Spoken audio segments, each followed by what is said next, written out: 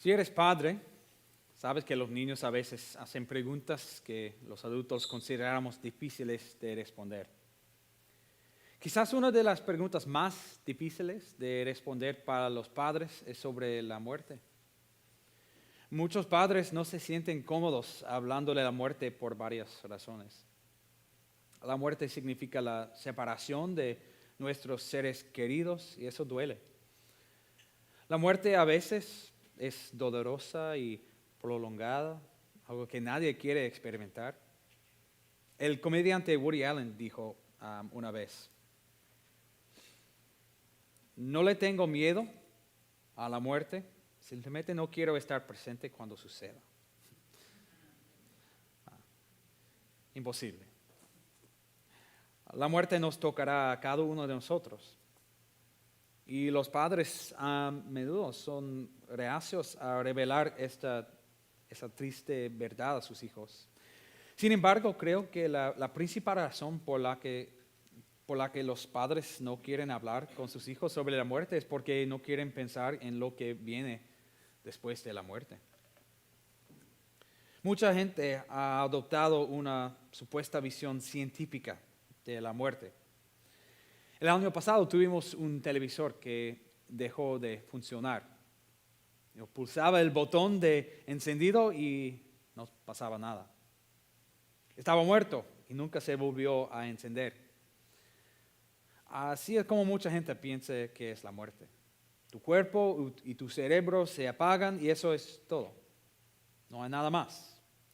No más pensamientos, no más recuerdos, no más experiencias, nada.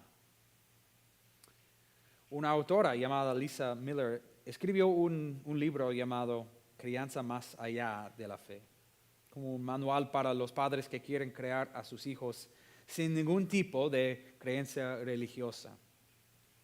Ella recomienda que los padres le digan a sus hijos algo como esto: no, abuelito no vendrá a casa en Navidad. Está muerto y estará muerto para siempre. Estoy de acuerdo en que es bueno hablar honestamente con los niños sobre temas difíciles según sea apropiado, pero creo que podemos darles a nuestros hijos esperanza sobre la muerte. Pero incluso hay personas religiosas, personas que creen en la vida después de la muerte, que no se sienten cómodas hablando de ello. En Génesis aprendemos que Dios no creó a los seres humanos para morir, sino para vivir para siempre. La semana pasada nos enfocamos en uno de los árboles en el medio del jardín, el árbol del conocimiento del bien y del mal. Pero Dios también puso otro árbol ahí, el árbol de la vida. Ese árbol estaba ahí para sostener sus vidas físicas para siempre. Así que según la Biblia, la muerte física no es natural. Según la teoría de la evolución es natural, porque todo sucede en el mundo por selección natural, lo cual significa la supervivencia del más apto. Los que no son los más aptos mueren. Pero la Biblia dice que la muerte no era parte del plan original de Dios. Es un intruso, por lo que es natural que cualquier ser humano tema a la muerte. Pero también he hablado con muchas personas que creen en la existencia de Dios, que creen en el cielo y en el infierno y todavía tienen miedo de la muerte, porque no saben si van al cielo o al infierno. ¿A dónde vamos cuando morimos? Es una pregunta que todo ser humano contemplará en algún momento de su vida. Así que veamos lo que Génesis 3 y el resto de la Biblia tienen que decir al respecto. Sin embargo, debemos tener en cuenta lo que aprendimos la semana pasada.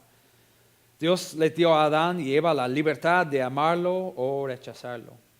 Al creer la mentira de Satanás, decidieron rechazarlo. Comieron del árbol del conocimiento del bien y del mal y se alejaron de él. Pero en Génesis 3, versículo 15, el versículo justo antes de el Señor por puro amor inmerecido, había prometido enviar un Salvador que sería descendiente de Eva. Este Salvador rescataría a Adán y Eva y sus descendientes de una eternidad de separación del Dios que habían rechazado. Eso nos ayudará a comprender esas próximas palabras del Señor. A la mujer le dijo: multiplicaré tus dolores en el parto y darás a luz a tus hijos con dolor. Desearás a tu marido y él te dominará. Las mujeres presentes hoy, que son madres, saben lo doloroso que es el parto. Ahora, imagina un momento en el que el parto no fue doloroso. Eso es lo que el Señor Dios quiso para todas las madres. Pero ahora le dice a Eva que traer un hijo al mundo sería increíblemente doloroso. El dolor del parto dura un tiempo, pero luego desaparece. Sin embargo, el dolor en las relaciones ahora también se volvería normal y regular. Y Dios da un ejemplo específico ahí. Cuando Adán y Eva eran perfectos y sin pecado, su matrimonio era perfecto. Pero ahora estaría empañado por los conflictos. La semana pasada vimos cómo el egoísmo se había apoderado de sus corazones cuando Adán culpó a Eva, incluso a Dios mismo, por su propio pecado. El egoísmo es el principal enemigo de una relación como el matrimonio, en el que dos personas se vuelvan esencialmente una y prometen vivir para la otra persona. Si uno de ellos vive solo para sí mismo, el matrimonio no funcionará de la manera que Dios quiso. Las personas casadas lo saben. Cuando tienes un conflicto en tu matrimonio, probablemente sea porque uno de los dos está siendo egoísta. Después de crear a Adán y Eva, Dios el Señor les había dado a ellos y a sus descendientes toda la creación para que la usaran y la disfrutaran. No había límites para lo que podían hacer y todo lo que intentaban lo podían lograr. Imagina un mundo en el que siempre puedas tener éxito en todo.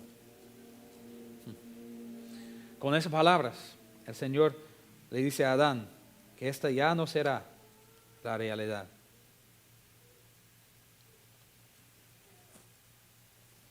Al hombre le dijo: ¿por cuánto le hiciste caso a tu mujer y comiste del árbol de que te prohibí comer? Maldita será la tierra por tu culpa. Con penosos trabajos comerás de ella todos los días de tu vida. La tierra te producirá cardos y espinas y comerás hierbas silvestres. Te ganarás el pan con el sudor de tu frente hasta que vuelvas a la misma tierra de la cual fuiste sacado, porque polvo eres y al polvo volverás. El Señor Dios describe el mundo futuro como uno en que la naturaleza se rebelaría contra Adán, tal como él se había rebelado contra su Creador. La vida sería difícil en todos los aspectos. Y después de una vida difícil aquí, Adán no tendría forma de detener lo inevitable, la muerte. Su cuerpo volvería al suelo que había trabajado con esfuerzo y sudor durante su vida.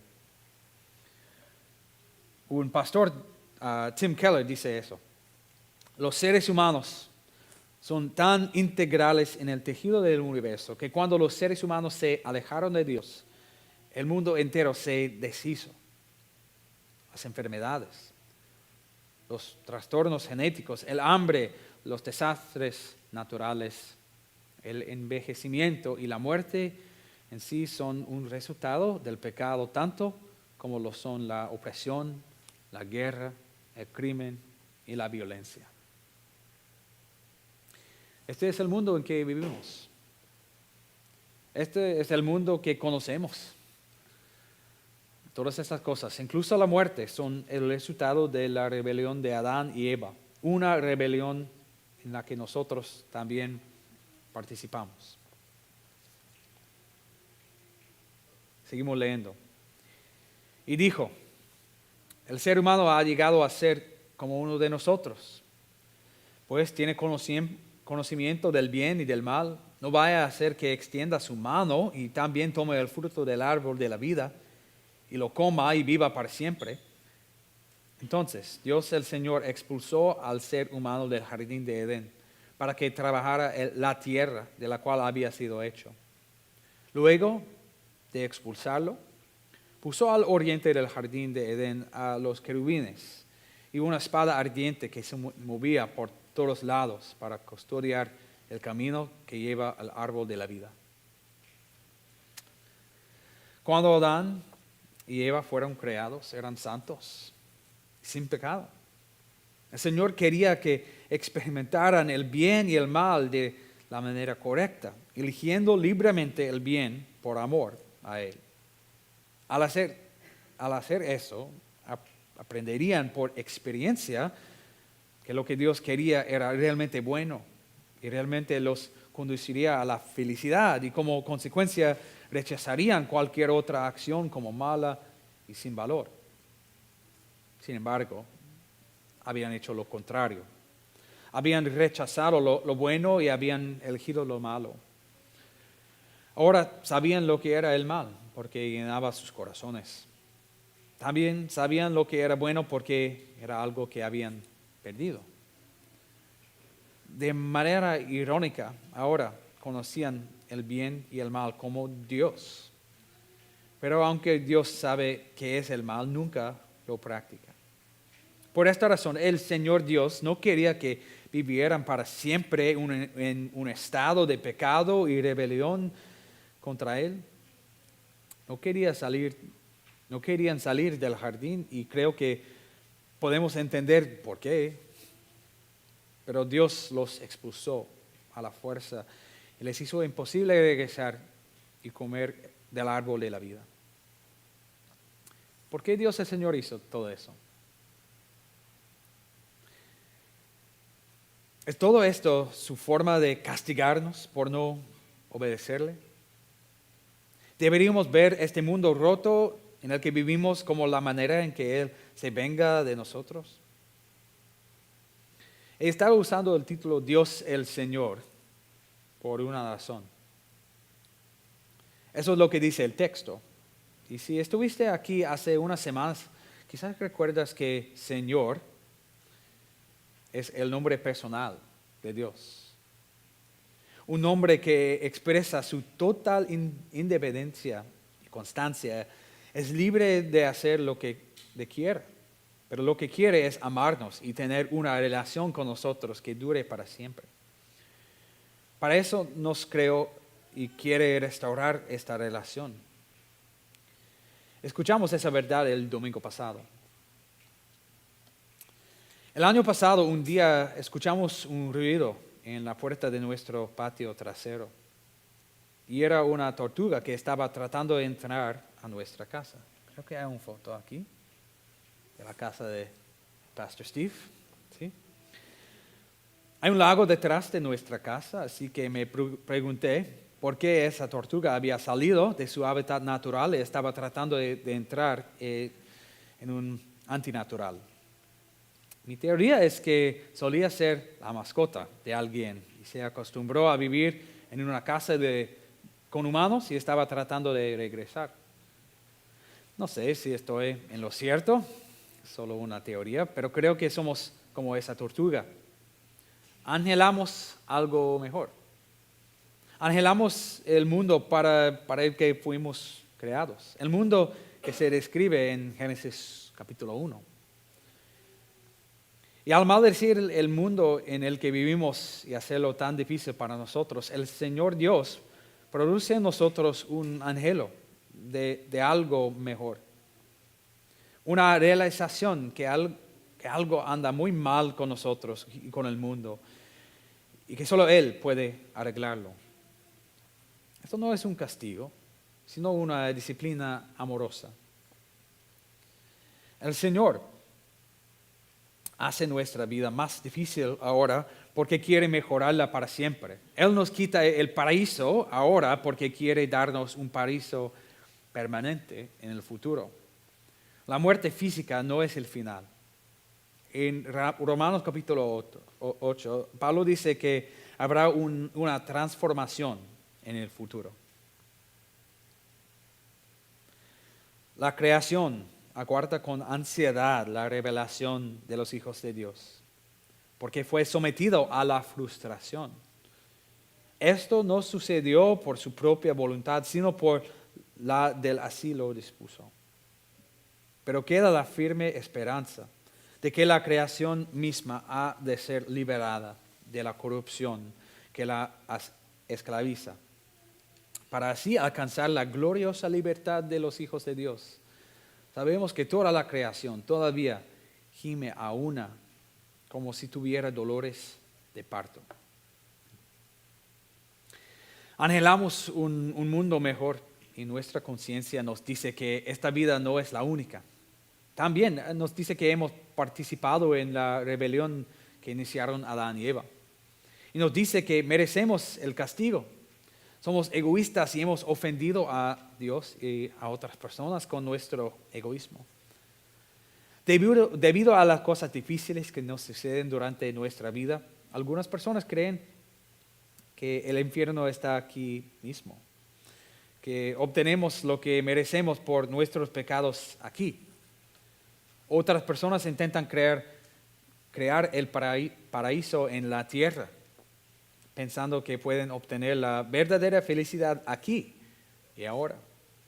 Ambas ideas son incorrectas. La tierra no es ni un cielo potencial ni un infierno. Necesitamos saber la verdad sobre el cielo y el infierno, y Dios nos la revela. Él hace esto porque no quiere que vayamos al infierno. Recibamos consuelo al saber que su plan perfecto nos salva del infierno. Seguimos leyendo. El hombre llamó Eva a su mujer, porque ella sería la madre de todo ser viviente.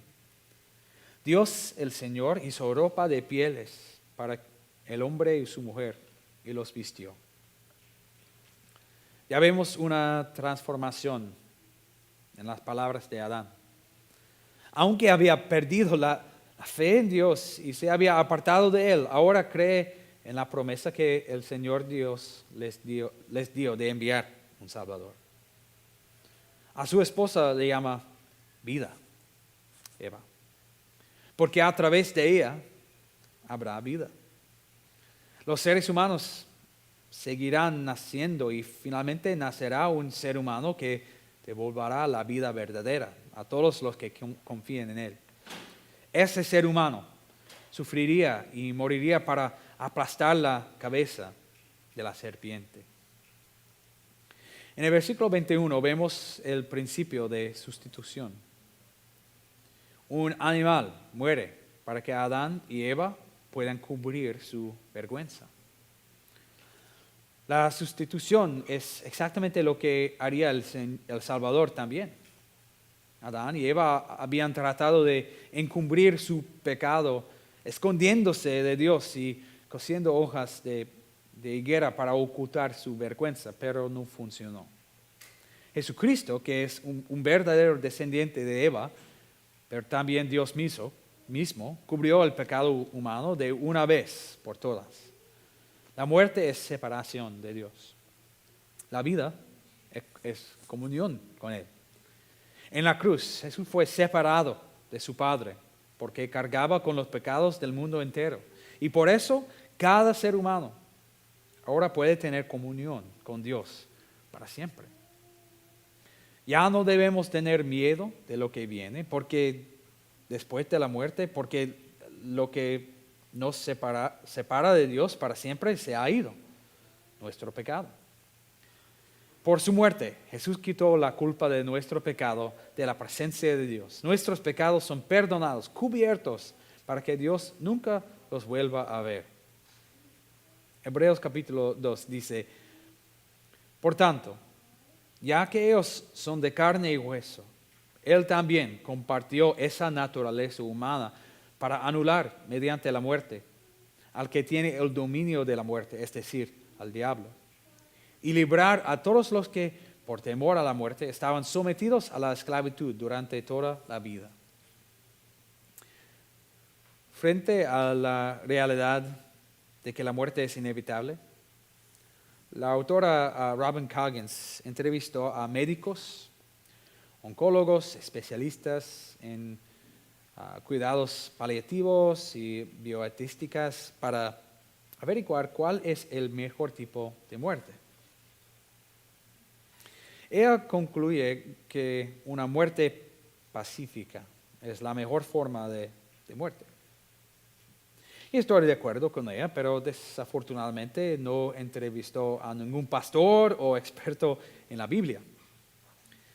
Si ella hubiera entrevistado a Jesús y le hubiera preguntado cómo tener una muerte pacífica, él podría haber dicho: yo soy la resurrección y la vida.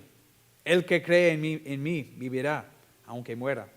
Y todo el que vive y cree en mí no morirá jamás. ¿Crees esto? De hecho, dijo eso en Juan capítulo 11. Tu cuerpo morirá y volverá al polvo, como el Señor Dios le dijo a Adán. Pero tu alma seguirá existiendo para siempre.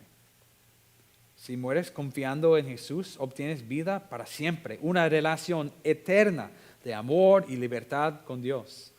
Si no confías en Él, obtienes la muerte. No la aniquilación de tu alma, sino una eternidad sin el amor, la libertad y la bendición y la paz que solo viene de Dios. Si eres una persona que se considera religiosa y no sabes si vas al cielo o al infierno, te invito a basar tu fe solamente en lo que Jesús hizo por ti y no en tu religiosidad o en tu obediencia u obras. Solo así tendrás la confianza de que irás al cielo al morir. El autor James Hewitt dice: el bebé, antes de nacer, ciertamente debe sentirse seguro y protegido. El ambiente, aunque limitado, es cálido y cómodo. El nacimiento debe parecerle la muerte al niño. Ser empujado de una manera tan traumática, fuera de lo cómodo y conocido. Le diríamos al niño, si fuera posible, que todo es parte del plan.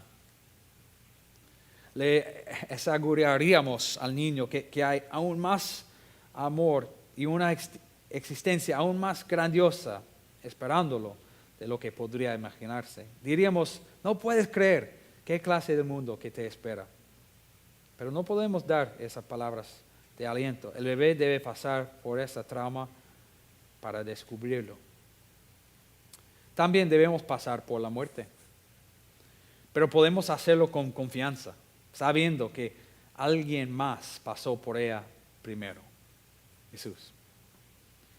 Y Jesús no solo pasó por la muerte en nuestro lugar, como nuestro sustituto, sino que también resucitó de la muerte al tercer día.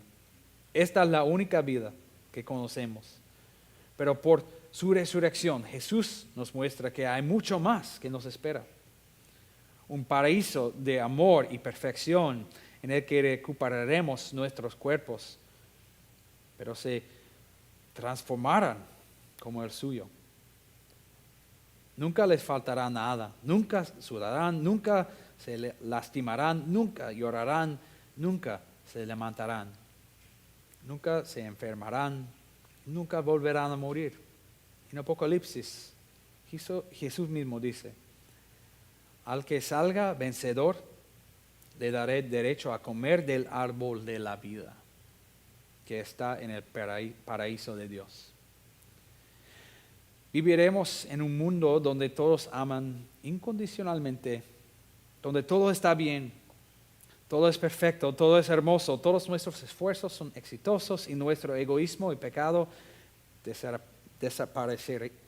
desaparecerán. No nos volveremos a esconder de Dios nunca más, sino que disfrutaremos de la gloria de su amor y no sentiremos nada más que amor por Él y nada más que amor por las personas que nos acompañan. No tenemos ¿Por qué evitar el tema de la muerte cuando nuestros hijos nos preguntan al respecto? Podemos decirles que la muerte para los que confían en Jesucristo, aunque triste para los que se quedan atrás, es en realidad lo único que puede darnos lo que todos anhelamos y para lo que fuimos creados, el paraíso. Amén.